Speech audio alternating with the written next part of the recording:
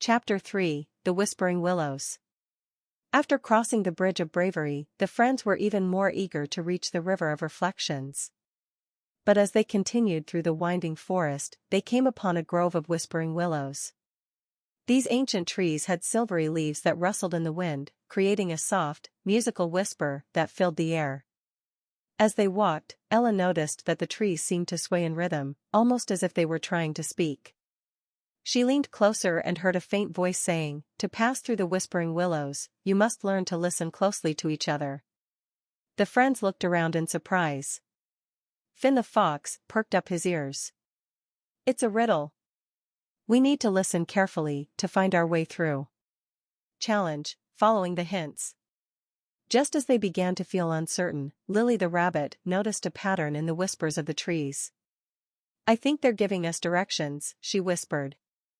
"Listen carefully, they're saying, left, right, right." The group followed the directions, stepping carefully and listening to one another.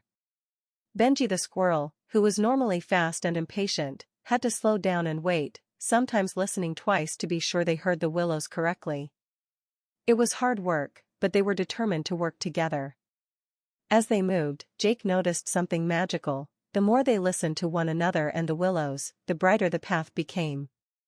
Tiny lights appeared in the branches, glowing brighter with each step. Even Milo the owl looked amazed, whispering, "Sometimes listening is the only way to see the path clearly."